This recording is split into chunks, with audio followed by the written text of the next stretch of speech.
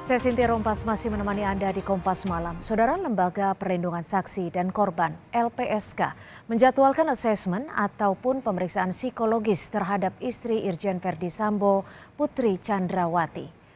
Juru bicara LPSK, Ruli Novian, menyatakan LPSK sebelumnya sudah bertemu dengan Putri Chandrawati.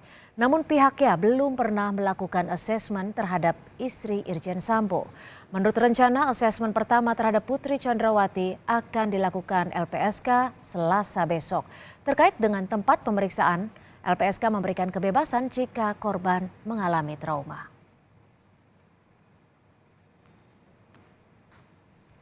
Ada potensi mengalami trauma, maka LPSK akan datang ke tempat itu atau memilih tempat yang paling nyaman bagi para korban. Rencananya sudah ada. Sudah ada. Ini atau besok? Besok. Rencananya.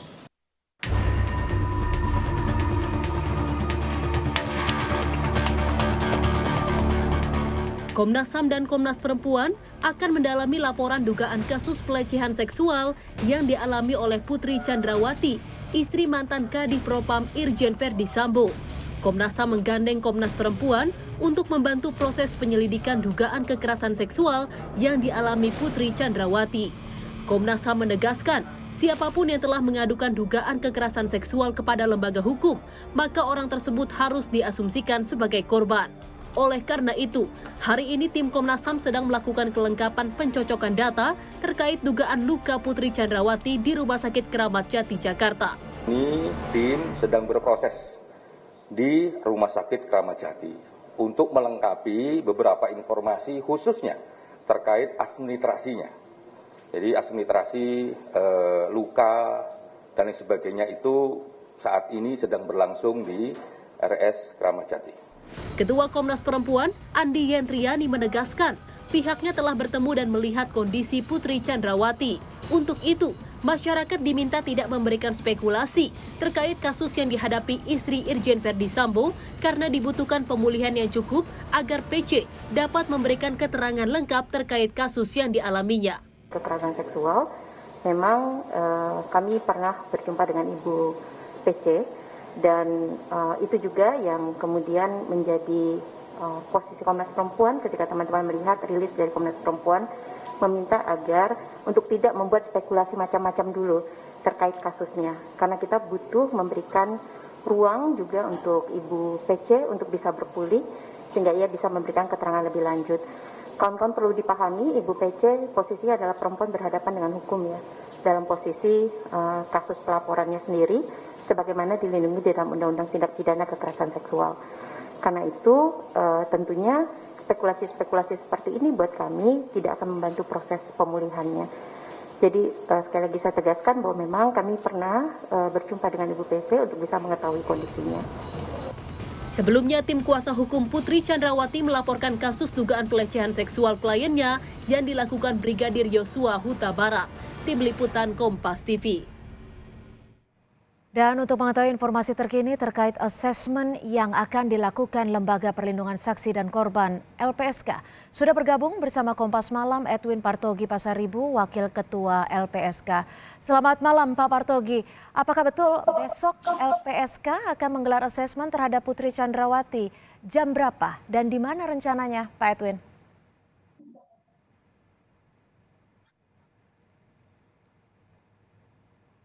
Nggak dengar. Ya, selamat malam Pak Edwin. Pak Edwin.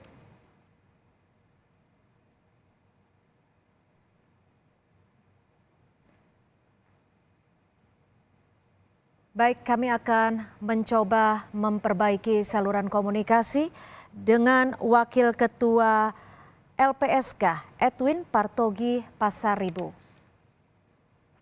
Malam. Ya, selamat malam Pak Edwin. Ya, malam. Ya, Pak Edwin, apakah betul besok rencananya LPSK akan melakukan asesmen terhadap Ibu Putri? Jika betul, jam berapa dan rencananya di mana asesmen ini akan dilakukan? Ya, betul, besok rencananya kami akan melakukan asesmen psikologis ke Ibu P di kediamannya pada pukul 10 pagi. Sekiranya pola asesmen seperti apa yang akan dilakukan LPSK terhadap Ibu PC ini, Pak Edwin? Ya tentu detailnya yang paling tahu ahlinya ya, yaitu psikolog dan psikiater, tetapi mungkin pada intinya kami ingin mendalami trauma yang dialami oleh Ibu P itu disebabkan oleh apa. Kemudian kalau kemudian sudah diketahui ada kesimpulan tentang trauma itu, tentu ada rekomendasi dari psikolognya. Psikolog biasanya rekomendasi itu menyangkut kalau memang ada kebutuhan untuk konseling, tentu psikolognya akan menyampaikan rekomendasi itu kepada LPSK. Oke, artinya psikolog yang besok akan melakukan assessment adalah psikolog yang mewakili dari LPSK. Apakah psikolog klinis yang biasa mendampingi Ibu PC akan turut mendampingi? Ya saya rasa kami cukup bisa mandiri ya untuk melakukan pemeriksaan atau asesmen kepada Ibu P tanpa didampingi oleh psikolog klinis dari Ibu P sendiri. Karena juga ini kan terkait dengan permohonan yang disampaikan oleh pemohon, tentu kami juga harus diberikan kesempatan untuk melakukan asesmen secara mandiri. Pak Edwin, umumnya terkait dengan kasus-kasus dugaan pelecehan seksual, perlindungan korban ini, biasanya ada berapa kali asesmen dan apa saja yang menjadi bahan dari pemeriksaan? Ya, ada dari yang sifatnya wawancara hingga beberapa tes tertulis yang biasanya dilakukan oleh psikolog atau psikiater dalam melakukan asesmen. Dan itu bisa saja lebih dari 1 kali gitu. Dari rencana pertemuan ataupun asesmen yang akan dilakukan LPSK besok, apa sekiranya yang ingin diharapkan temuan-temuan dari asesmen besok? Ya ini kan juga bagian dari pendalaman kami terhadap peristiwa ya. Karena kan kami sejauh ini belum bisa mewawancarai Ibu P. Karena Ibu P kan juga dalam posisi katanya mengalami trauma gitu. Jadi supaya kami sekaligus melakukan pendalaman, jadi asesmen ini untuk mengetahui kondisi psikologis serta untuk mengetahui peristiwa yang sebenarnya terjadi di dalamnya Ibu P seperti apa. Tapi hingga saat ini apakah permohonan perlindungan korban terhadap Ibu PC sudah ada kemungkinan dikabulkan atau seperti apa? Ya saya rasa belum sampai pada keputusan itu karena kami juga baru memulai untuk bertemu dengan Ibu P. Sekalipun juga kami sebelumnya sudah pernah bertemu pada 16 Juli, tapi kan tidak ada keterangan yang bisa kami peroleh dari Ibu P karena pada ketika itu kan masih dalam keadaan yang belum memungkinkan untuk diwawancarai. Pak Edwin, selain Ibu PC, apakah betul bahwa besok LPSK juga memiliki agenda untuk mendatangi Barreskrim sebagai tindak lanjut permohonan perlindungan yang diajukan oleh Barada Eliezer? Rencananya demikian, rencananya kami akan datang ke Barreskrim untuk melakukan koordinasi untuk mengetahui posisi kasus baik atas permohonan Ibu P maupun atas permohonan Barada E. Jam berapa rencananya besok ke Barreskrim? Ya sekitar jam 10 juga. Mekanismenya akan seperti apa? Apakah akan bertemu Barada Eliezer terlebih dahulu atau justru bertemu kepada tim penyidik terlebih dahulu? Ya biasanya kami ketemu dulu dengan penyidiknya, ya, untuk mendalami apakah keterangan yang diberikan oleh Barada E sebagai saksi atau sebagai justice collaborator itu memenuhi syarat atau tidak. Jadi kami belum mengetahui keterangan apa yang sudah diberikan Barada E kepada penyidik, ya, dan kemudian kami akan mengkonfirmasi kepada Barada E sejauh mana dia memiliki keterangan yang penting untuk mengungkap perkara dan apakah memang dia mau membantu untuk mengungkap perkara yang lebih terang. Kalau nyangkut sebagai justice collaborator tentu syarat utamanya dia bukan pelaku utama. Kalau bukan pelaku utama harus ada pelaku lain yang bisa dibuktikan oleh Barada E. Pak Edwin, mekanismenya akan seperti apa sih Pak sebenarnya, singkatnya mungkin bisa dijelaskan untuk mengajukan justice kolaborator ini?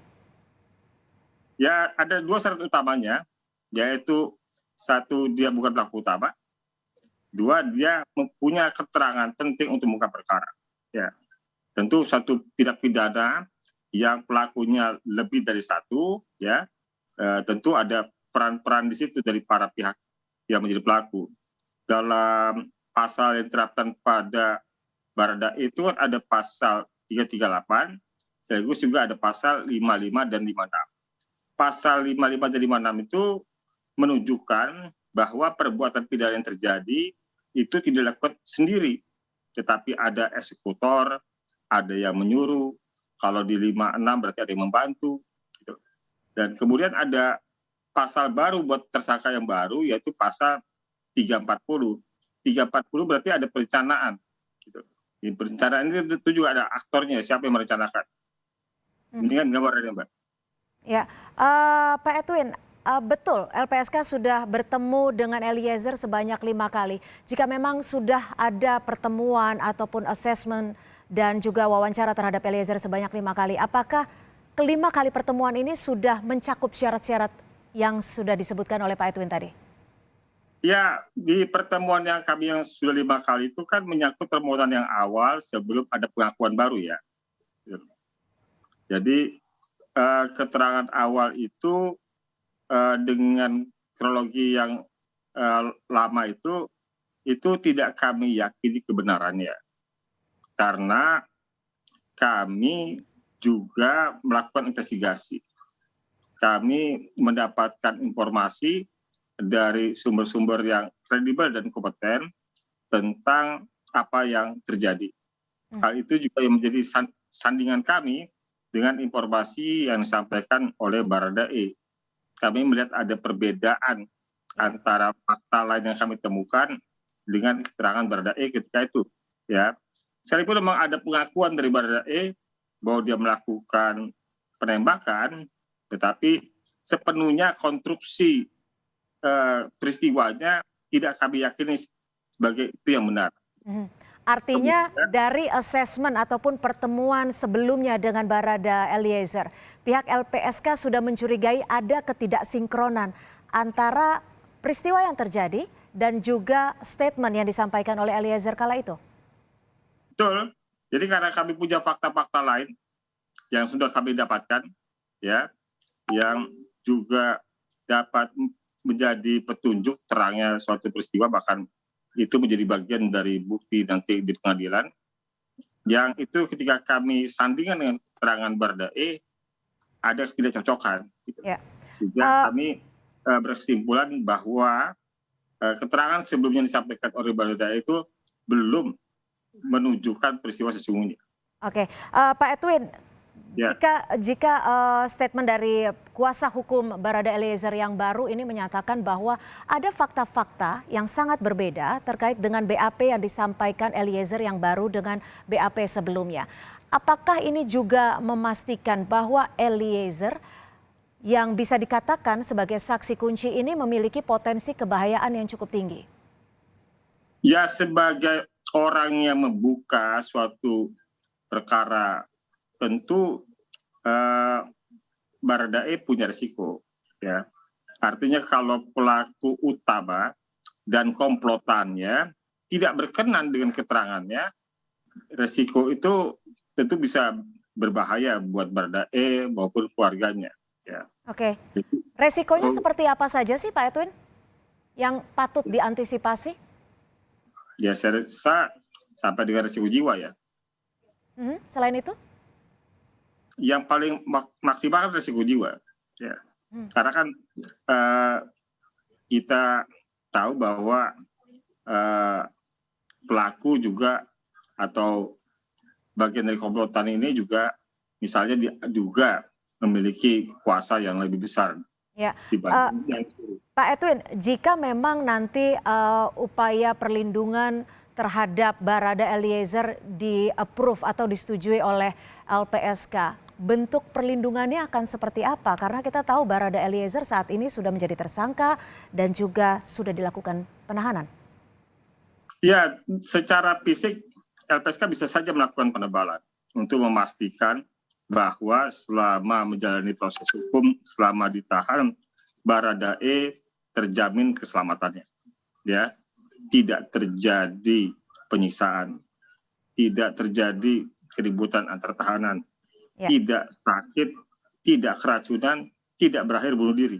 Gitu. Jadi kami memastikan Baradae dapat menyampaikan keterangannya sampai dengan di proses persidangan. Baik, tentu kita nantikan pertemuan asesmen terhadap Ibu PC esok hari dan juga pertemuan kepada penyidik dan juga Barada Eliezer yang akan dilakukan pihak LPSK pada Selasa besok. Terima kasih Wakil Ketua LPSK Edwin Partogi Pasaribu. Selamat malam Pak Edwin. Selamat malam Mbak Siti ya.